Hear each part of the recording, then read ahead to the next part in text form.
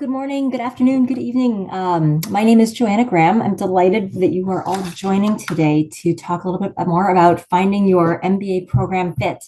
We'll give folks just another minute or so to join, but feel free to drop some information in the chat, maybe where you're dialing in from or where you are in the process. If you're thinking about round one, round two, round three, or if you have no idea what those terms even mean and you're just here to get started and start learning about the various program options available to you.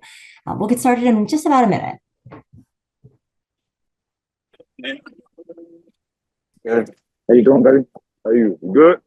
Yeah, good, bro. Okay. Yeah.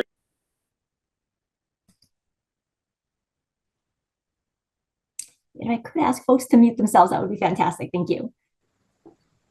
All right, wonderful. Well, we're going to go ahead and get started. As I mentioned, my name is Joanna Graham.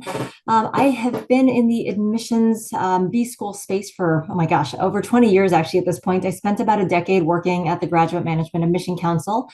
For those of you who have already started the process, you probably know that that is the organization that develops and delivers the GMAT exam worldwide. I was a product manager for the GMAT exam for almost a decade and worked and did some marketing work for the organization as well during that time.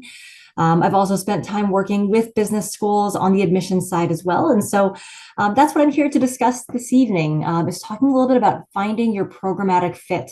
As most of you probably know, there are a variety of different programs out there these days. It's not just a matter of full-time MBA or nothing. And so we're going to talk a little bit about the various types of MBA programs. We'll talk about timing.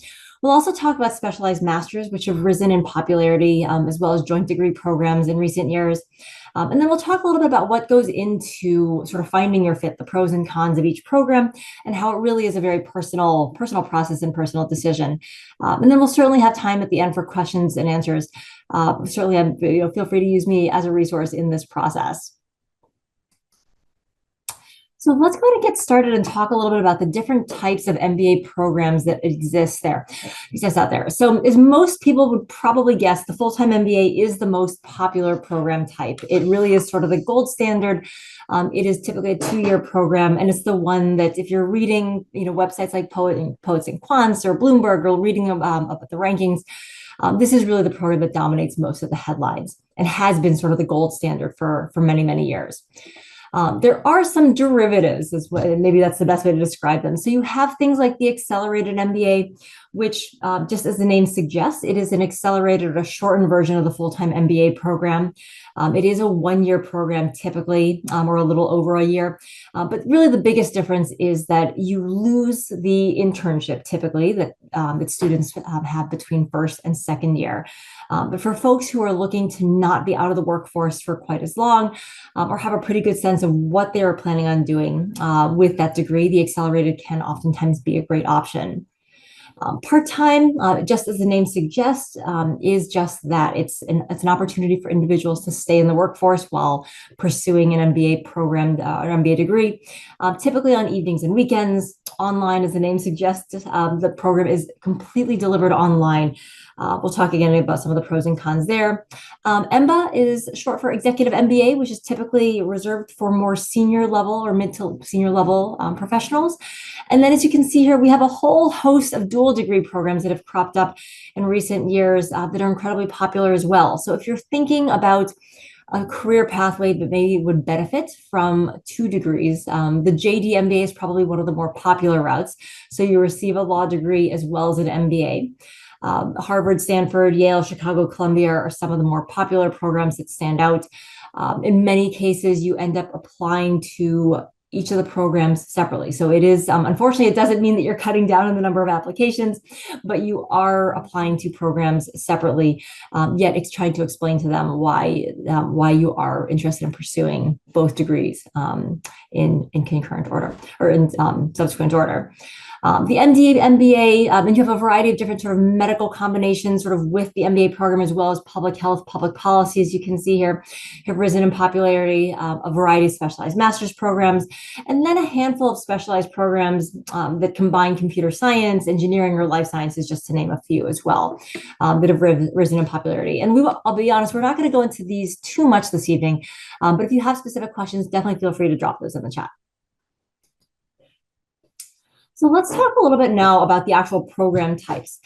So as I had mentioned, the full-time MBA really is the gold standard when you're thinking about business school. When folks talk about business school, when they talk about an MBA, typically they are referring to the full-time program. As the name suggests, it is full-time. So if you are already working on a full-time basis, typically that means you are stepping away from your job for 2 years. This is really a program that is designed for early to career professionals with 3 to 7 years work experience. More often than not, there are usually folks who are seeking some type of career change or some type of pivot. So if you, for example, are in consulting and really thinking about pivoting into finance, maybe, or PE, an MBA is a great tool that you can leverage to make that pivot. For many folks who are interested in things like entrepreneurship, if you've been working for a couple of years, getting experience in business operations or marketing or finance, but want to pivot into entrepreneurship, again, full-time MBA is oftentimes a very popular pathway. Obviously, to get more of the business expertise and knowledge that will be helpful as you grow a business, but also the power of that network. So if you're looking for co-founders, for example, with very specific skill sets, if you're looking for funding potentially, or VC money, again, this is a really popular pathway for many folks who are thinking about how to build out their professional network if they are not able to do so organically. When we think about curriculum, the curriculum for a full-time MBA is fairly diverse, so students gain knowledge across several areas of business. And what that really means is that if you were a marketing major, if you were a finance major as an undergrad, it doesn't matter necessarily what you come to the table with. The full-time MBA program is going to give you everything that you need. It's going to give you business operations. It's going to give you strategy. It'll give you marketing, statistics, accounting, you name it. And so it is going to give you exposure to all the foundational aspects of a business. There is an opportunity for specialization that typically happens in year 2 in most programs. Year 1 typically is comprised of that foundational work. So it's typically very cohort based, and you're getting a very broad exposure to all of those areas. Year 2 allows you to specialize, typically on the heels coming off of your internship that happens between year 1 and year 2.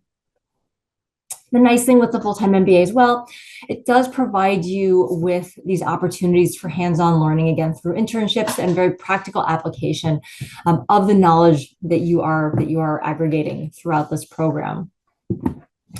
As mentioned, the target audience for this type of program really are folks who have 3 to 7 years work experience. As with any type of degree program, there are exceptions to that. I've worked with candidates who have fewer than 3 years of work experience. Oftentimes, there are just exemplary things in their background that lead folks to think that this might be the right time. There also have been folks who have more than 7 years of work experience, but don't necessarily want to do a part-time program or an executive program. The reasons for wanting to pursue the full-time MBA can vary, but I think if this is something that you are thinking about, I would encourage you to think about number one, the financial implications. So as you can see here, the cost of a full-time MBA is fairly significant. You have the cost of tuition plus the cost of living, as well as the impact potentially of losing your income for 2 years. And that's certainly something that students have to consider before deciding if a full-time program is right for them.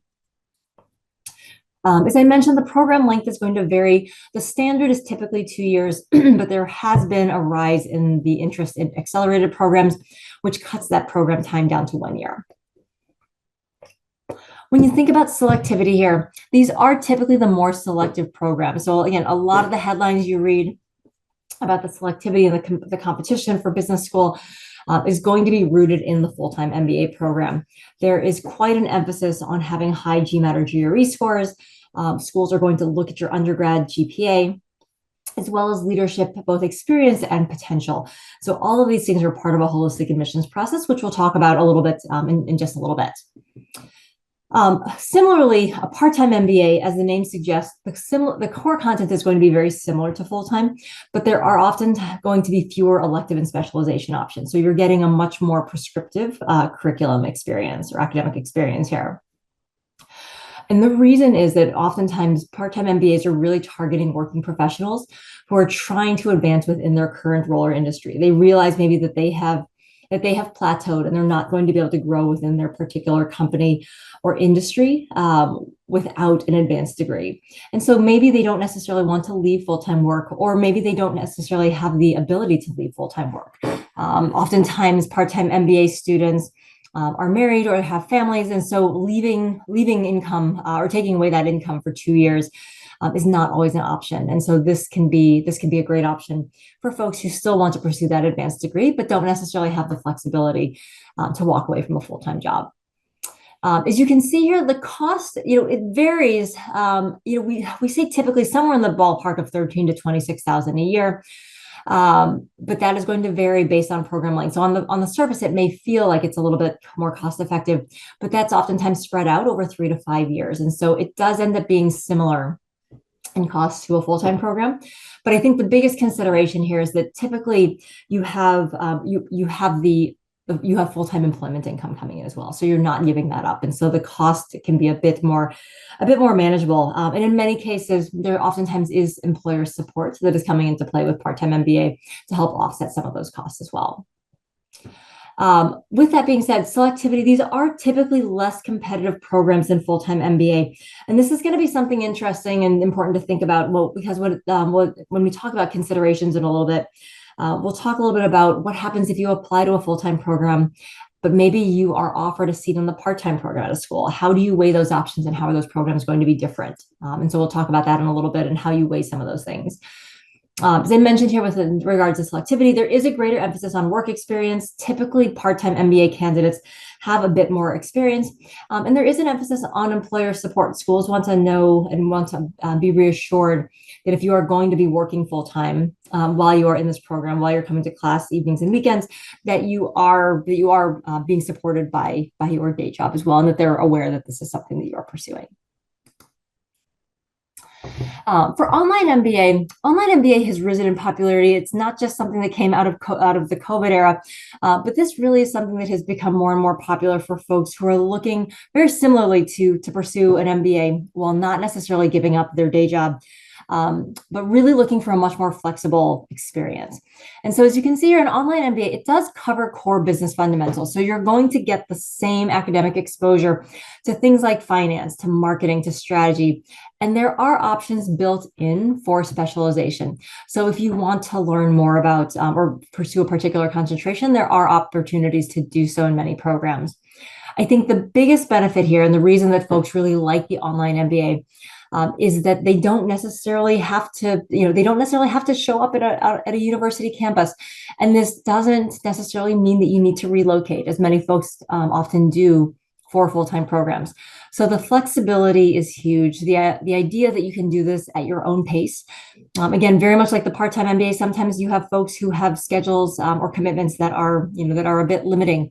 And so if you can pursue a program that is self-paced or asynchronous, that does allow you the flexibility now to be able to build your own schedule, to be able to complete courses when it is convenient for you without compromising things, for example, at work. Obviously, the coursework is 100% online. And so that is going to, again, give you a little bit more freedom and autonomy to work at your own pace and what's going to be most beneficial to you. Very much like folks pursuing test prep in an online environment as asynchronous, I oftentimes will advise clients, I think it's really important to know yourself well if you're thinking about an online MBA program. There is a lot to be said about the community, about the network that you build when you are in a full-time or a part-time program. The ability to learn from your peers is huge. And if you're thinking about a full-time program, that may be something that you consider as you're thinking about the different types of programs. So for example, if you are an engineer and you're coming from a strong STEM background, do you want an in-person program that has a significant number of individuals who are coming from engineering or STEM backgrounds as well? Or do you want a slightly more diverse population where you can learn from consultants, from finance individuals, from entrepreneurs, from creative folks, or maybe people coming from the NGO space? I think there's a lot to be said for thinking about what you learned from your peers in the classroom, in addition to what you're actually learning from the professor. And that is something that can be a bit more limiting if you are enrolled in an online program, because you have a much narrower silo when it comes to the individuals with whom you're engaging. For online, as I mentioned, this is typically folks who have a little bit less work experience. Usually they have fewer than 5 years of work experience, and they really are looking for flexibility while also prioritizing the desire to build and advance their careers in a fairly aggressive and quick way. The cost of these programs is going to vary. It is typically less than a full-time program. And again, very much like the part-time MBA, there's no additional costs that are incurred when you think about relocation or the need to stop working.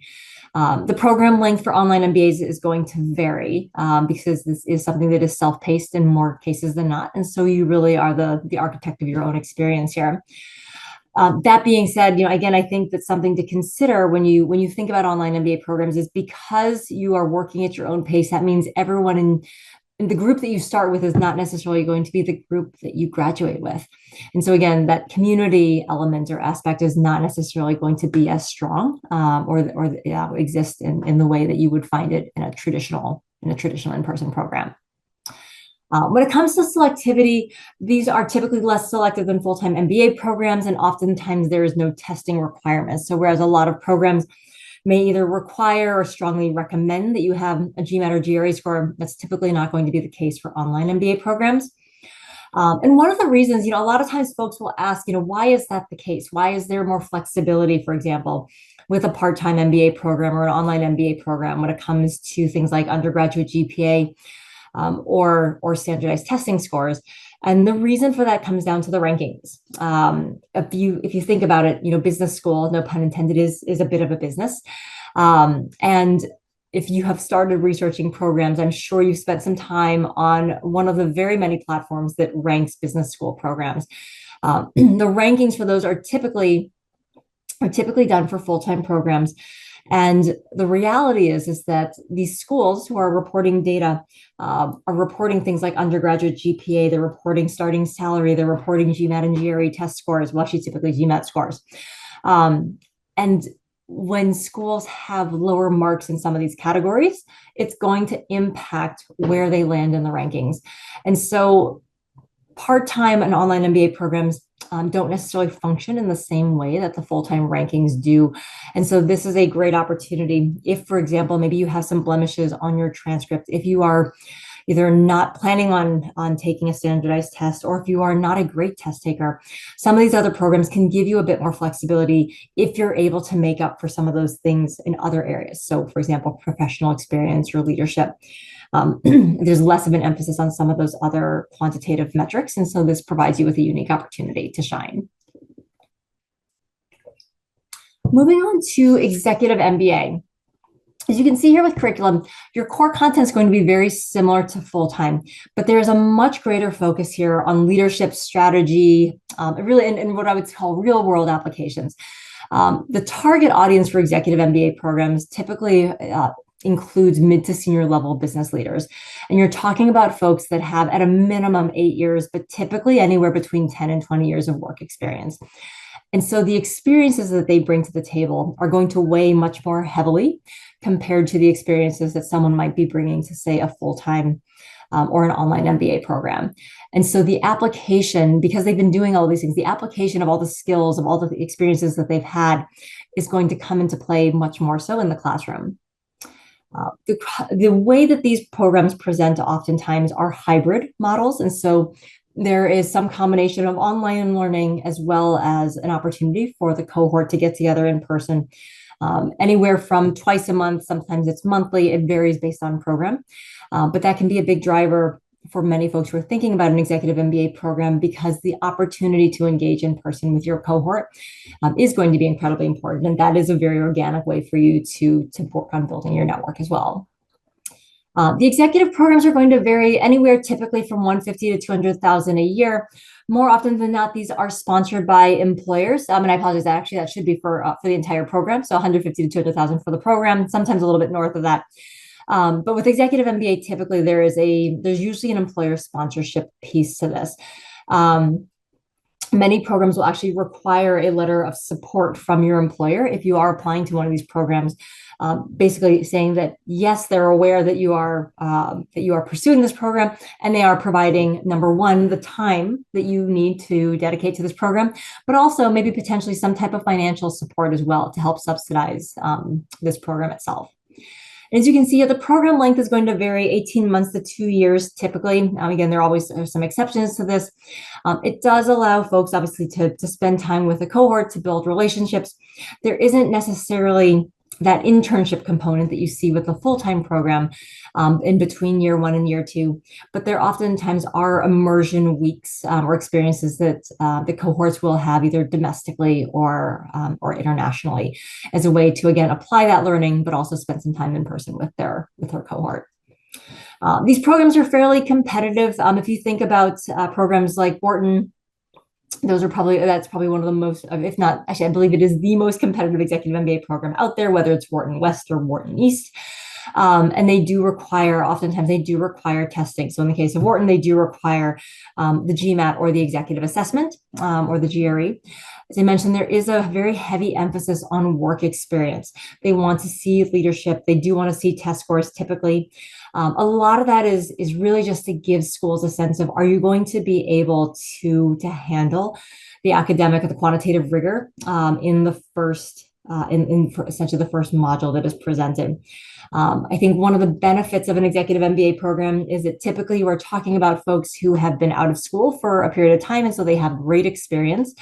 The double-edged sword to that, though, is the fact that if you have been out of school for a while, it may have been a while, and if you don't work in finance, it may have been a while since you have been in a math class, and so your quantitative skills might be a little bit rusty.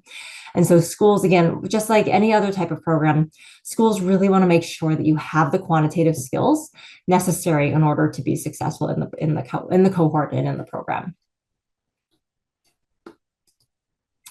Let's talk a little bit about specialized master's programs. And so admittedly, 15, 20 years ago, this was not really a popular option for many folks. And really, there weren't that many specialized masters that existed, but these really became popular in Western Europe starting about sort of 2006, 2007, and have just really skyrocketed in popularity, both outside of the US as well as more recently in the US. And the idea here is that specialized master's, as the name suggests, it's just that. It is a specialized degree, typically 1 year, that is an add-on. And so if you are thinking about building competencies and expertise in a very specific area, specialized masters can often be a great complement and don't necessarily mean that you have to commit a full 2 years to an MBA program. The most common, the most popular specialized masters are typically things in like accounting, finance, data analytics. But as you may have seen, if you've been researching master's programs, there's such a broad diversity of program offerings, everything from sustainability and entrepreneurship these days to even specialized masters in leadership. And so depending on what you are thinking about pursuing, depending on how you want to use that degree, specialized masters can be an interesting and potentially a viable option for you. But I will say, I think it does require a good bit of research to see what type of program the school is offering, and really does it align with your future goals. So we'll talk about that in just a second. As you can see here, leadership experience typically not required. Specific academic and professional background is going to be key. If you are applying to a specialized degree or specialized program in finance, for example, ideally schools are going to want to see some type of finance background, but you will oftentimes see a lot of students coming directly out of an undergraduate program.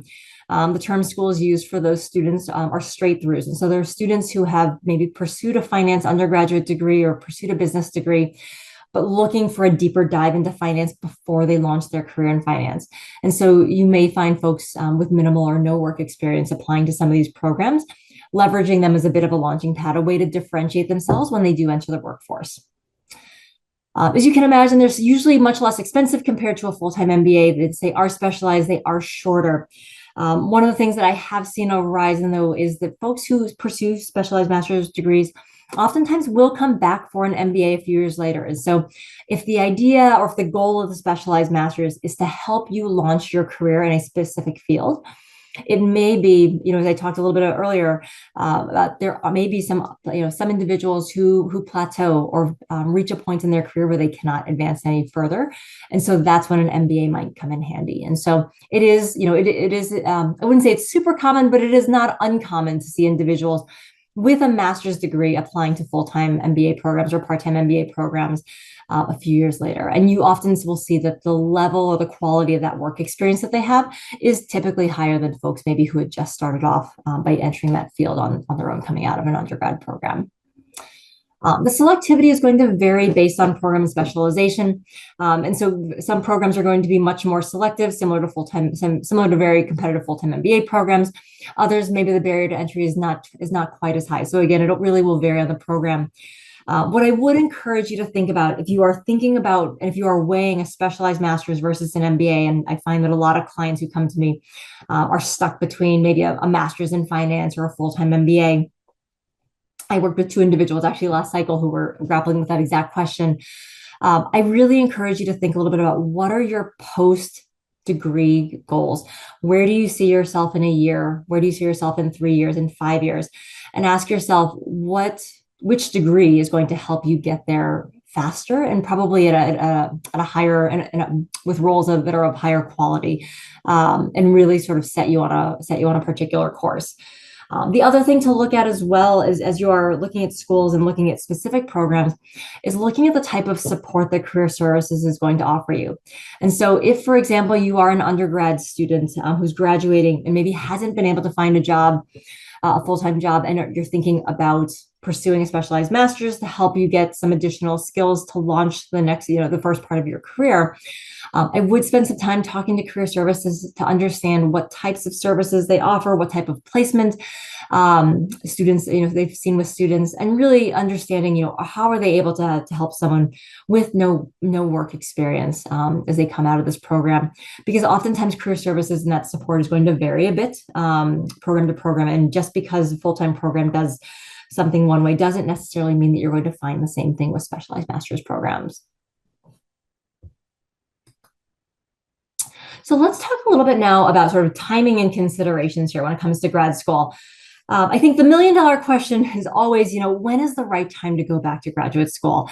When I worked at GMAT, there was a saying that, and for better or worse, that recessions or when the economy took was in a downturn, it was a great time to go back to school, because by the time you get out of school, usually things have turned around and the job market is in a better place. And we typically saw an uptick in applications. One of the things that you'll find, I think, and there's been a lot of chatter more recently, especially given a lot of things happening in the current sort of U.S. political landscape, is that this may be a buyer's market in this upcoming cycle for U.S.-based applicants, because schools are anticipating that there will be a decline in the number of international students applying. So if you are a U.S. resident and you're thinking about applying, there may be a little bit of an edge applying on this upcoming cycle. But right now I think there's a lot up in the air, and I always encourage folks to not necessarily make decisions based on what you're hearing in the news, but really, if you think about what is going to be the most beneficial to your particular situation or circumstance. When you think about why most folks choose to pursue a graduate degree, as I'd mentioned before, I think the most popular answer is this career plateau or pivot. So folks get to a certain point and they either realize that they have plateaued and they don't necessarily want to continue doing what they're doing. They choose to pivot. So again, as I mentioned, maybe you're in finance and you decide that you want to move into management consulting, or maybe you're a management consultant and are looking to unlock, maybe the next phase of your career. When you think about MBB, oftentimes folks are looking for more specialized skill sets. I think the beautiful part of the MBA is, especially in the last 15 years or so, there really has been a shift where schools are looking for more diverse applicants. And what I mean by that is that they're looking for folks who weren't necessarily business majors as undergrad. It's no longer a prerequisite to have studied business as an undergrad to be a competitive applicant to a top MBA program. So you may realize that, as an English major, you developed a certain set of skills and you've been successful in a variety of different business operations roles, but maybe you need some additional specialized skill sets. For a lot of folks, I find that those skill sets typically tend to fall more so in the finance or in the quant areas. And so those are things that they're looking for. If they want to move into upper management or if they want to be a business owner, they need to understand how to read a P&L statement. They need to get into a position where they'll have fiscal responsibility in an organization. And so that's going to be incredibly important. And those are some of the skills that business school can provide. The third bullet here is oftentimes, this is just the reality. When we see unemployment numbers going up, a lot of folks realize maybe this is a good time to go back to school and to enhance skill sets, to build the resume a bit in a slightly more strategic way, and really think about what else is out there to carve out the career path that you are hoping to do so. I think it's a very, very personal decision. I would say if you're someone who maybe has been affected, or whose employment status has been affected in recent months, I certainly would take stock of your personal resources, your personal goals, and think about what is going to be the most productive way to spend your time. But oftentimes graduate school can be a great way to pivot, particularly if it is catalyzed by unemployment. When should you not pursue a graduate degree? I always tell folks it's kind of like going to the grocery store hungry. You just never make good decisions. I always tell folks, if you're in a position where you're not super happy with your job, or you're coming up against employment challenges, this is very different from unemployment. It doesn't necessarily mean that you should be running to apply to business schools tomorrow just because you don't love the job that you're in or because you're frustrated. I think there are tides and seasons to employment, and it is important to think about if the reasons behind your unhappiness at work are tied to skill sets into the roles, then maybe business school could be a viable option. But if it's something a bit more tactical, there may be other alternatives rather than leaving your job and going to school for 2 years. And then lastly, you wouldn't believe how many folks will say that I'm not really sure why I'm going to business school, but I think it's the right time because all my friends are applying this year. So I would encourage you to spend some time really thinking about what types of motivations do you have for going to business school? If you think about it, if all of your friends were going out and taking out $200,000 in loans to go invest in something, would you do the same thing? If you're choosing to do so to make that personal investment, yes, of course it makes sense. But I wouldn't think about pursuing an MBA just because everyone in your peer set or all of your college roommates are doing so at this time. You want to make sure that it's the right time, the right place. And when we talk a little bit about the elements of the application, I think that'll make a little bit more sense as well. So let's talk a little bit about considerations in picking a program. So short term. So we talked about work experience and the different bands of work experience that programs like to see. When oftentimes I do a lot of career coaching, a lot of times folks will come to me with 1 or 2 years out of school and say, hey, I really want to get an MBA. It's part of my life plan. It's part of my 10-year plan. I'm just chomping at the bit. I want to start now. Or, I want to get started now because I know that I want to be married and start a family before I turn 30. The reality is that the work experience is such a core and central piece to your application. It is really important to not just have any work experience, but to have high quality work experience, especially if you are thinking about a more competitive and a more selective program. And so when you think about work experience, yes, on the surface, 3 to 7 years is typically the average you're going to see at top programs. But one of the things to consider when you think about work experience is the quality of that experience. And so if you have been working at the same job for 4 years and have not been promoted, that's probably going to send a really strong signal to a program. And so you want to think about, what can I do to show growth, to show that I have potential as a leader, that I have potential as an employee, that I'm hungry to grow. Being able to show that you've grown either within a company, or maybe if you've moved, shifted companies and taken on a role that is a higher role that would be considered a promotion. Those are all going to be things that roll into how you tell your story and share that with schools. At a very tactical level, finances are going to be an important consideration as well. Most folks who pursue a graduate degree are going to be subsidizing a good chunk of it with student loans. And so it is really important to think about, is the juice worth the squeeze? What types of jobs are you looking to pursue after business school? Are you going to be able to pay back those loans quickly? How quickly? There's a webinar that I did last year about the ROI of degrees, and really thinking about what types of career pathways are going to give you the quickest and the most beneficial ROI on that investment. And so really taking time to take stock of your personal finances, especially if you still have undergraduate student loans that you're paying off. And I can't stress enough how important that is to really think about, are you prepared to take on additional debt in order to finance this degree? Is it truly going to be worth it? When you think about personal life, again, there are many folks who are thinking about business school, who are married, maybe who have families, thinking about, is it the right time for you at this point in your life? And if so, who else do you need to consider in your ecosystem when you think about the commitment that a business degree is going to require? I think location and resources are going to be incredibly important too. Many folks will pick up and relocate for a program. One of the things I encourage folks to think about as they are weighing program options is thinking about prioritizing location. For example, where do you want to live and work after you graduate? Does that factor into your program considerations? What types of resources are you going to need? Again, if you have a family, do you need to be someplace where maybe you have family locally who could help provide some additional support? Or if you are married and your spouse is going to need to find employment when you relocate, how easy is it going to be to find employment maybe in smaller markets versus some larger markets? And so those are all things certainly to weigh and consider as you think about, is this the right time for a program, or is it full time versus maybe a part-time program where you could still continue to work, and that you're not necessarily giving up that full-time income.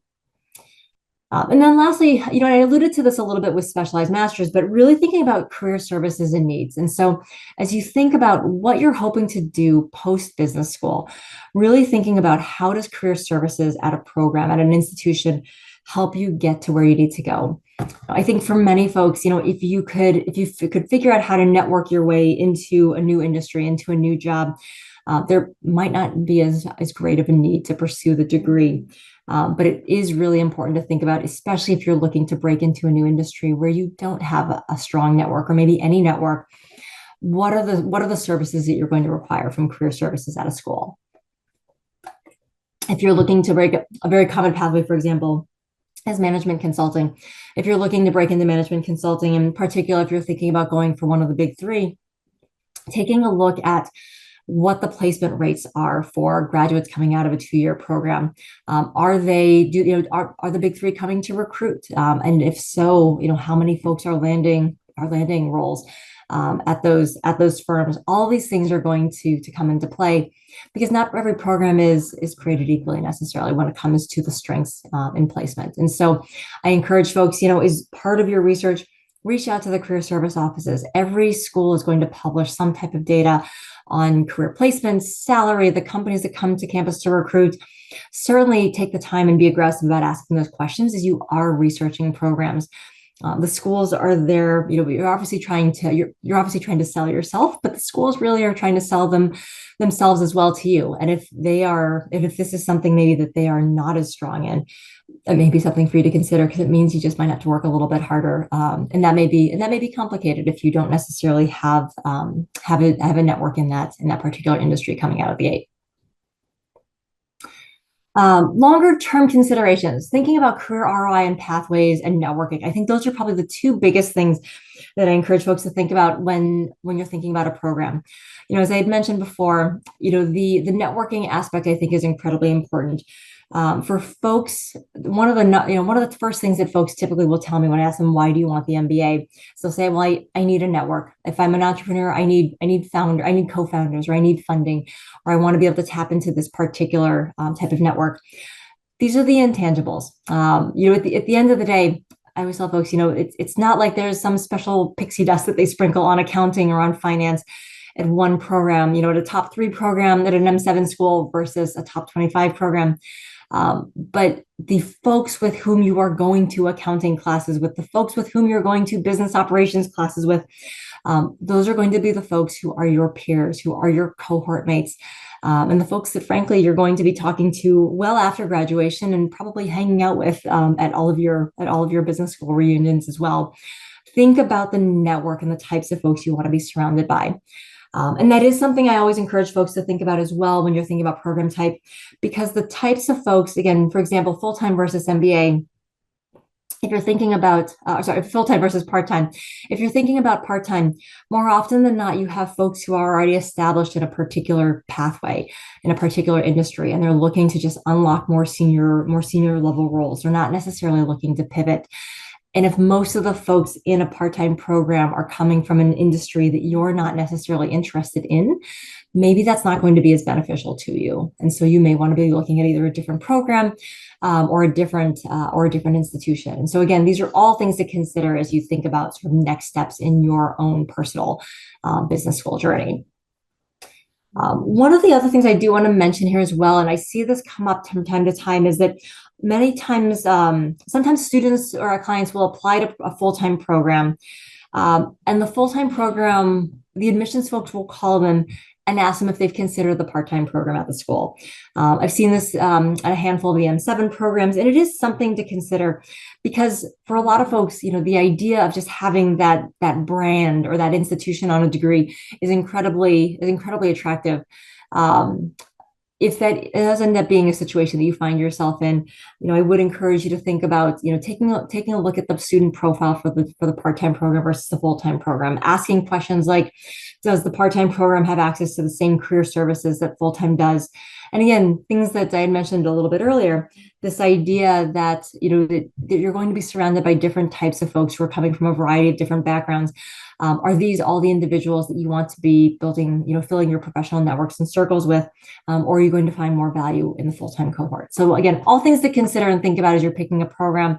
Certainly happy to have any of these conversations with folks if these are things that are on your mind as well. I want to shift now and talk a little bit about sort of holistic admissions and just what goes into the admissions process. So as someone who's read applications on and off over the last 20 years, I always like to share a little bit of a peek under the hood here, because I think it is important for folks to recognize that you do have a lot of different pieces, things that are at play here. I think the most important thing to recognize is that schools are typically using what they call a holistic approach. And what that really means is that there isn't, what I would say a weight or a score that's assigned to each piece of your application. So it's not like you get 10 points for work experience or 10 points for a GMAT score. What this really means is that every piece of your application and your candidacy is going to be weighed in conjunction with other pieces of your application. And so schools are really looking to understand holistically, who are you? What have you done? What is important to you? How has your story evolved? But the big pieces here really to think about are, number one, professional experience. So what type of professional experience have you been able to accrue and aggregate since graduating from an undergraduate program? Again, have you been promoted? Have you been aggressive about seeking new opportunities for yourself? And probably almost more importantly, what's the impact that you've had in your day-to-day job? So there's another webinar we'll do later on this season on the MBA resume. If your resume isn't reflecting impact, if it's not quantifying the results that you've been able to drive, then your resume probably needs a bit of a makeover before you submit it. But that professional experience is going to be so incredibly important to show schools what have you been able to do with the time and resources that you've had since graduating. And it also gives a little bit of a glimpse into the type of student you're going to be on campus. How aggressively are you going to go after particular courses? What are you thinking about in terms of what you will pursue, but also what type of insights are you going to bring to those classroom discussions because of the experiences that you've had? Academics are next. So we always like to look at, what type of curriculum, what type of courses did you take as an undergrad? Did you challenge yourself? And more importantly, what was that undergraduate GPA? This is probably less important the further away you get from graduation. And so for an executive MBA program, or even for some part-time programs, it's not to say that they don't look at undergraduate GPA, but typically if you're more than 5 years removed, the person that you were as an undergrad is probably very different than the person you are 5, 10, 15 years after your undergraduate experience, maybe for better or for worse. But the good news is, especially if you have some blemishes on that undergraduate transcript, this really is, if you are thinking about an executive program, and I've worked with a lot of execs who did not have particularly high undergraduate GPAs, but they built incredible careers and they had wonderful professional experience to show for it. One of the things that you can do if you have a bit of a longer runway, and I usually will recommend this to folks, is if there are some blemishes in your transcript, if you have time, is there additional coursework that you can do? If you have a master's degree, so for example, let's say you completed your undergrad program, your GPA was not great, but then you chose to pursue a specialized master's first, and your GPA was considerably higher. I've worked with a lot of folks who have GPAs in, maybe below a 3 or low 3s for undergrad, but then when they go back for a master's, they are locked in and focused, and they come away with a 3.7, 3.8, 3.9 GPA from those master's programs. That is a great data point for schools to be able to see, because that is a much more accurate representation of who you are as a student. It's also a much more recent data point. So again, it's giving schools a much better and more accurate glimpse into the type of student you're going to be on campus. Test scores, so whether it's GMAT, the executive assessment, or the GRE, schools are going to look at those to get a sense of, what types of skills are you bringing to the table. And it's a nice, consistent way, I think, for many schools to be able to evaluate candidates on a more consistent playing field. Oftentimes it can be challenging to look at a transcript and ask, does a chemical engineer with a 3.5 GPA, how does that stack up against someone maybe who is an English major with a 3.9 GPA? Test scores are just one consistent data point across the board that schools can leverage to get a sense of how you are performing and what types of skills you have. Extracurricular activities and community service. So this is one of those things that, I think a lot of times folks think that you can sort of give up extracurriculars after you were an undergraduate. You don't necessarily need to be doing things. But this is probably, again, especially if you have a long runway here, this is one of the most important things that you can do in the 2 years or so leading up to your application to a business program. Very much like an undergrad program, schools want to see that you are involved in things, that you have things that you care about. And they want to get a sense of what type of contributing community member you're going to be on campus. Schools are going to offer all sorts of different clubs and activities. They want to see what types of things will you get involved with when you're a student on campus. That oftentimes can be a big area of focus in an essay or in an interview. The more you have to back that up on your resume, the stronger your candidacy is going to be. And again, it can be extracurricular in terms of, it could be working with an affinity group at your company. A lot of folks who are in industries where oftentimes you're working well over 40 hours a week, and it can be really challenging to find time outside of work. And so I always encourage folks to look within your company first. So see if there are opportunities to get involved, to mentor, to get involved with an affinity group, or to do something within your company that exists outside of your day-to-day job. And similarly with community service, again, if there are causes that you are interested in, particularly if there are things that maybe you've been involved with over an extended period of time, this is a great opportunity and a great time for you to re-engage and to start building, a bit of traction there. Let me preface this also by saying you do not need to be spending hours and hours and hours of time doing these things, but it is important to show impact, and it is important to show consistency. And probably the most important thing here is I would not start this 3 to 6 months before you're submitting applications, because again, just like with an undergrad degree, schools are going to be able to sniff out authenticity or lack thereof, especially if this is something you're adding at the very last minute and it doesn't necessarily align with other things that you've talked about as being important in your application. Schools are going to be looking for alignment with their mission and values. It's everyone always talks about, I think, you need to be focused on the academics, but every school, as you start digging into them a little bit further, you'll realize that there are all sorts of different flavors when it comes to the things that are important to schools. There's certainly an emphasis on philanthropy and giving and community engagement. It's certain schools, Duke has what they call Team Fuqua, which is, an initiative and a push to get to help folks get more involved within their community.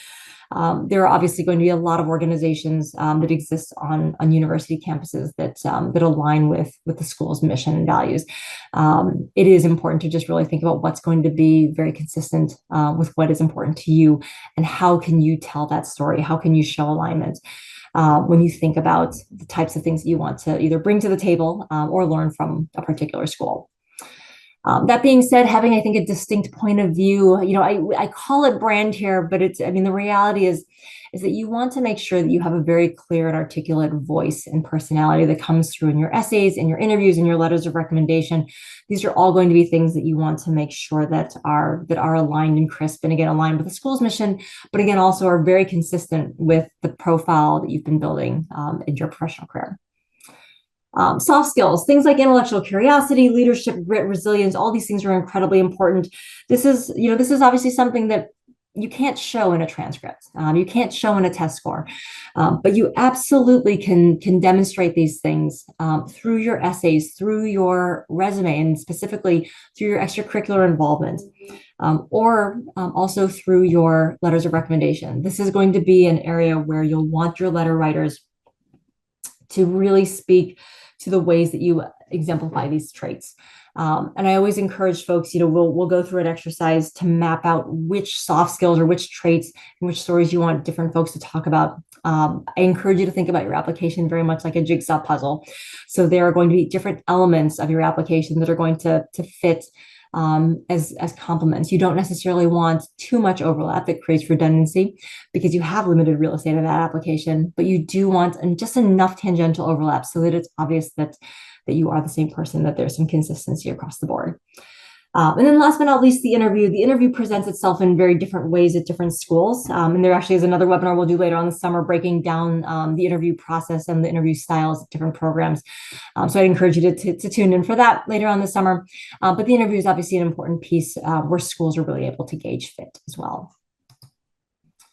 We'll talk just a little bit about rounds here. Now, I will say, preface this by saying this is specific to full-time programs more so, although part-time programs and online programs will have similar rounds as well, or similar deadlines that fall into consistent buckets here.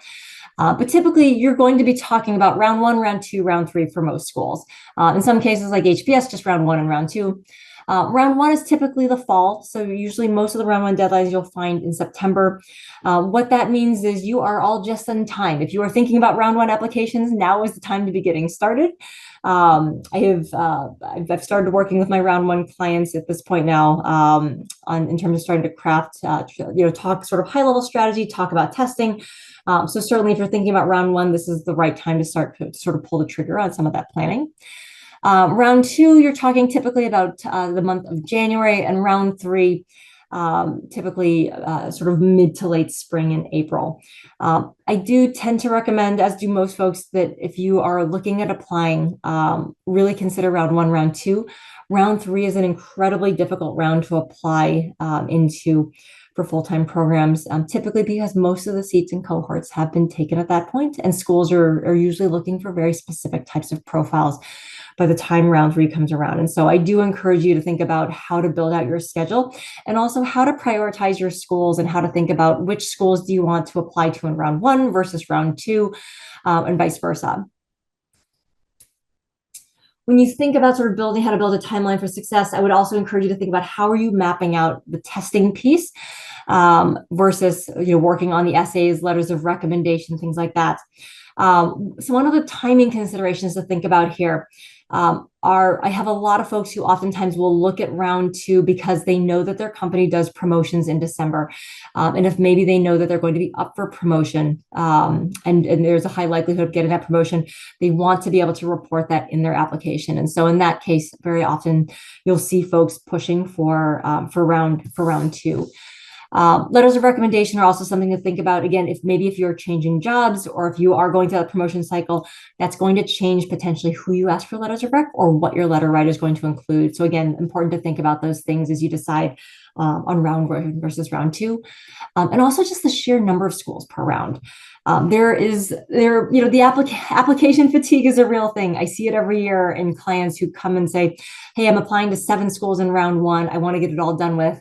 And then come late July, early August, we take a look at the list and we say, okay, maybe we'll do 4 schools in round 1 and maybe we'll bump 3 to round 2 because there are a lot of moving pieces.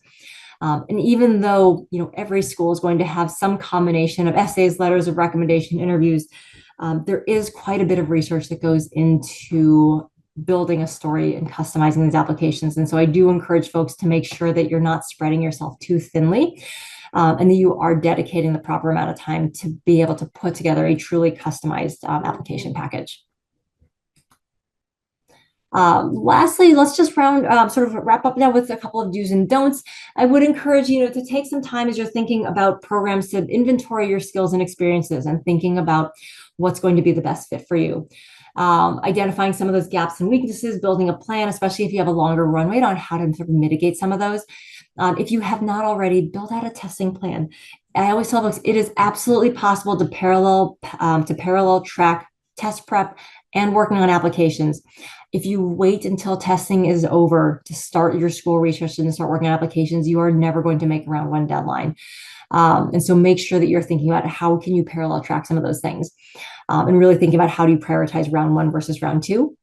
Part of that school research involves engaging with your network. So thinking about who in your network has maybe attended school at some of your target schools, or do they know someone who has attended, who you can talk to about what their experience was like. So dust off LinkedIn, make sure you're updating your LinkedIn profile and start engaging and networking with folks. And then lastly, work on a budget. And so really thinking about, it's not just the cost of tuition and how you're going to manage not having an income if you pursue a full-time program for 2 years. It's thinking about all the other stuff in between, the cost of travel potentially to campuses to go and do school visits, the cost of test prep, the cost potentially of working with an admissions consultant, the cost of working with someone to review your resume. So really think about all of the total landed costs that are going to go into this.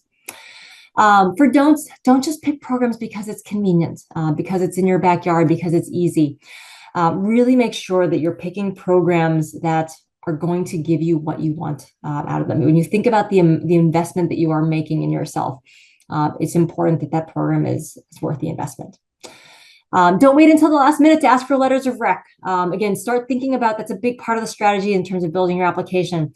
Make sure that you're thinking about those folks early and often, and that you're asking folks at least a couple months in advance so you can give them very specific guidance.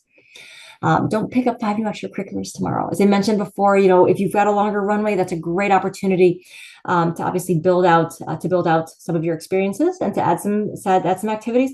But the worst thing you can do is try to add a ton of things at the very last minute. And then don't necessarily assume that your dream school and the perfect fit is going to be the same as your peers or the same as your friends or family. Again, fit is going to be such an important part of this process, and I encourage you to really spend some time thinking about what that means for your particular career path. And then lastly, just make sure that you're not parallel tracking too many things as you go through the process. Target Test Prep does offer free consultations. I'd encourage you, here's my email address as well. Feel free to shoot me an email if you have additional questions, or feel free to sign up for a free consultation. We offer 15-minute consultations where we can go over your resume. We can talk about your career plans and see sort of what might make sense. Or if you're just looking for some general guidance on what type of program might be a good fit, we can certainly chat about that as well. We've got just about a few minutes left. Would love to open it up for any questions. I don't think I see anything in the chat right now, but if you have any questions, feel free to either come off of mute or drop those in the chat. And it has just been a pleasure spending the afternoon/evening with you all. So thank you very much for your time. I don't see anything popping in the chat yet.